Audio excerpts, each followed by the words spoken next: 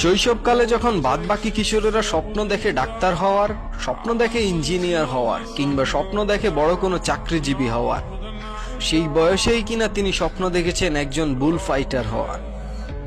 বুল fighting স্পেনের সাংস্কৃতিক ঐতিহ্যের অন্যতম একটি খেলা, যেখানে একজন ব্যক্তি লাল কাপড় হাতে উত্তেজিত ষাঁড়ের সাথে যুদ্ধ করে। ছেলের নিরাপত্তা ঝুঁকি আর মৃত্যু ভয়ের কথা মাথায় নিয়ে সেই পথ থেকেই ফিরিয়ে আনেন বাবা। হাতে তুলে দেন ফুটবল আর মস্তিষ্কে গেঁথে দেন নতুন স্বপ্ন।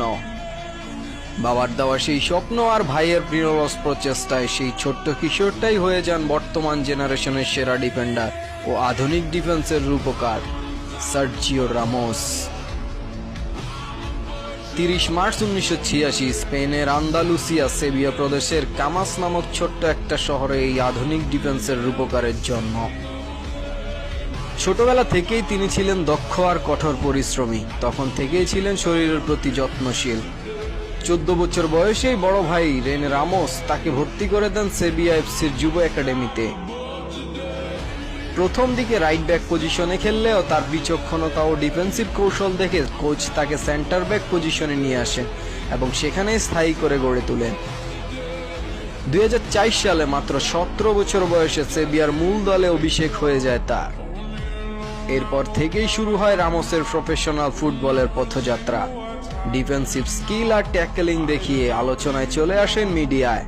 মাত্র 18 বছর বয়সে স্পেনের ইতিহাসের সবচেয়ে কম বয়সী ডিফেন্ডার হিসেবে অভিষেক হয়ে যায় তার। খুদে ট্যালেন্ট খোঁজ করতে থাকা ফ্লোরেন্তিনো পেরেজের পছন্দ হয়ে যায় তাকে।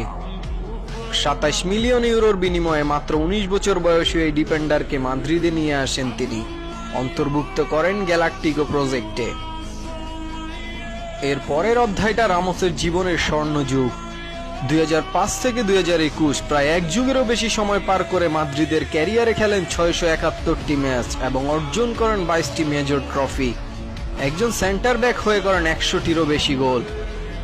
2019-20 মৌসুমে এক সিজনে 11টি গোল করে তাক লাগিয়ে দেন সবাইকে। রামোস মাদ্রিদের ইতিহাসের অন্যতম ক্যাপ্টেন। 2016, 17, 18 টানা 3বার চ্যাম্পিয়ন্স লিগ জিতে রিয়াল মাদ্রিদ সার্জিও রামোসের নেতৃত্বে